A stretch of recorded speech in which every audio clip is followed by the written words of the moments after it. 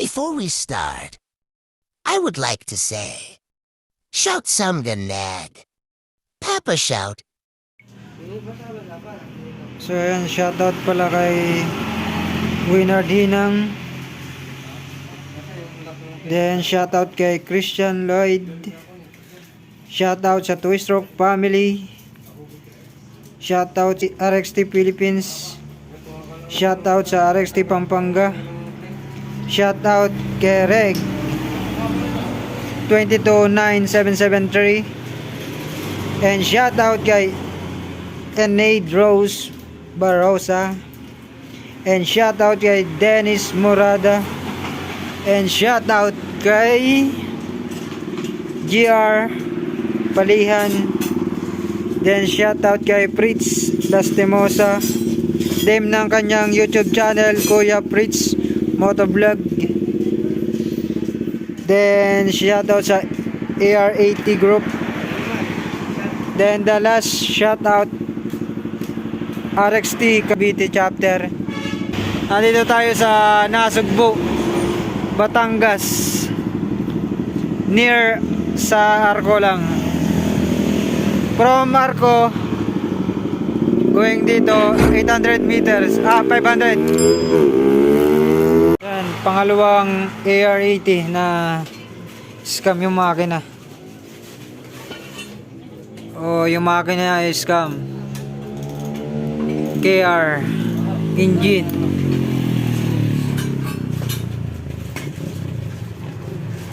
Build.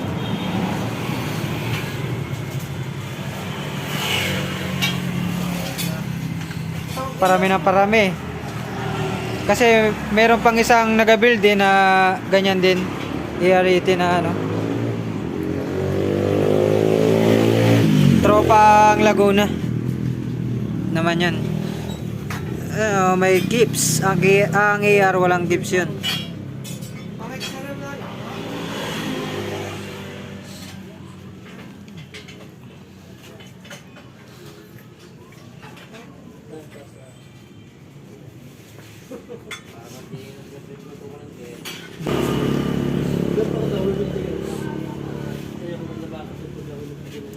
Lakas ang pre.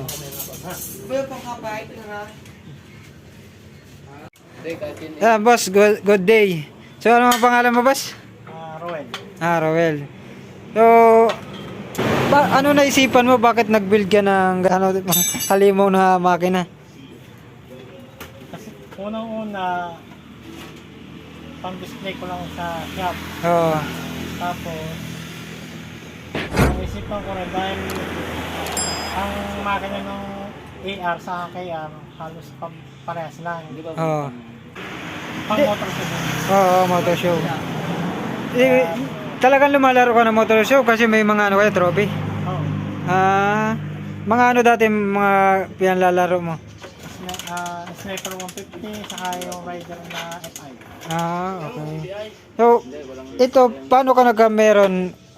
Nabili mo siya by parts or bumili ka muna ng AR80 na yung buo? Bumili muna ako ng AR80 na all stock. Oo. Tapos, pinta ko lang ng makina. Nasa magkano bili mo ng ano niyan, ng makina? 30,000. 30,000. So, sa lahat ng nagastos mo, from the start, nasa magkano na sa pag-build mo nitong? Nasa 100,000. Oo, 100,000. Kung wala mo, Yeah. Ang sarili mong ano yan, yung concept.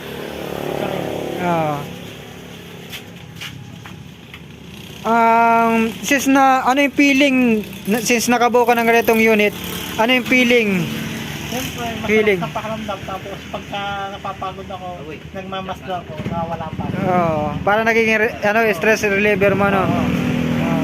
Nakikita mo yung yung parang pinaghirapan mo. Tapos, 'di ba? Siyempre may mga taong nabili dito sa shop. Ano yung napansin nila, 'di ba? Karaniwan yung motor mo, parang sabi nila ang ganda. Tapos parang yung makina, duda sila, 'di ba? Saka sadyang takaw attention. Oo, takaw attention. Oo. So, sa mga ano masabi mo sa mga taong gusto mag-build ng mga ganitong unit? Kung balak nila mag-build, dapat unong nila, makina lang. Oo, makina. Kasi madali lang bumili ng AMPT. Oo. Pero yung makina, lalo't galing Thailand, Oo. medyo Oo, mahirap. Regarding naman sa parts sa pag-build nito, hindi ka naman masyado nahirapan.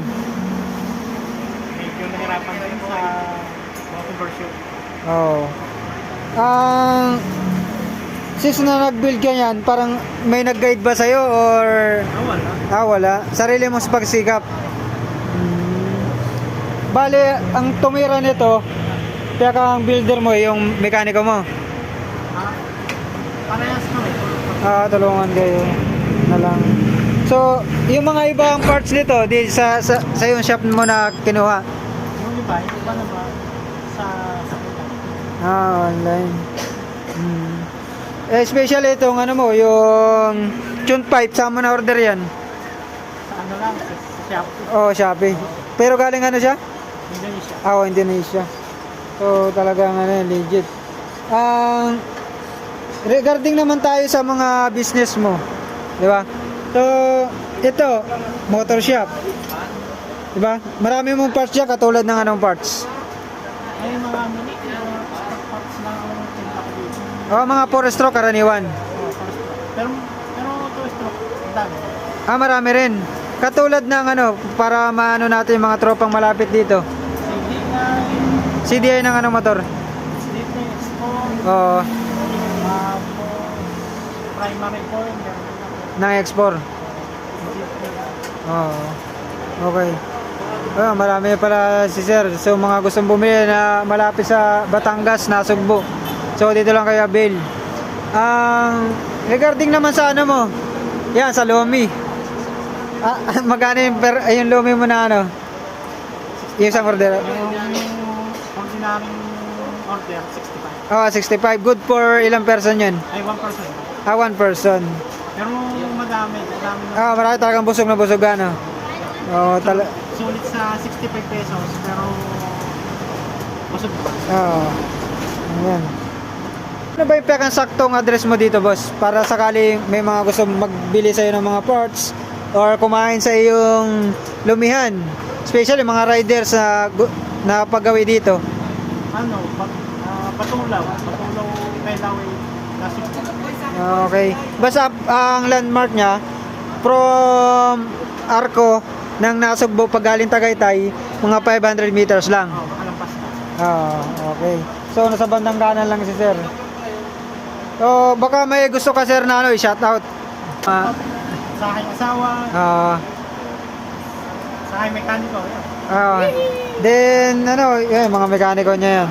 Tapos buti isang tanong ko lang, boss. Buti yung misis mo hindi against dito sa pag-build mo ng ganitong motor.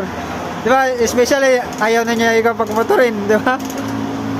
Paano mo siya na-convince na mag-build ulit ng ganitong unit? Kailangan kasi sa motor show, kailangan ng pinaka model o kaya pag-display. Kaya pumayag na. Parang pinaliwanag mo lang sa kanya yung advantage at disadvantage, no?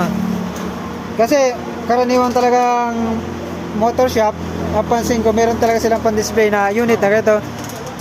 Ito yung mga parang ino-endorse mo na ito yung mga pesa na galing sa akin, di ba? Parang ganun yung nagiging endorsement mo yung motor. Okay. So, Sir, maraming salamat sa oras mo. Ako na nagpapasalamat ng sobra sa pagtanggap dito sa yung motor shop. Salamat sir ha. More power, God bless. Pala, may mga chun pipe din dito si boss. Ha. Chun pipe. Meron din akong ano, Ha. yung pipe na ano. Nang. Dito ni Oh, SD3 yan. Tapos, 100, Oo. Export, ayan, X4. pang artistic. Oh. Hindi na, pang rider. Tapos mga wave, Shogun, ganun. Mio. So, nasaan yung makina mo pala ng air? Ngayon ay pang-sort ko na. Ah, na-pulse out mo na. Oo. So, marami mga pang ano na, ano yun, no? Yan, yung tampot yung tinanggal sa iya. Ah, sa ER.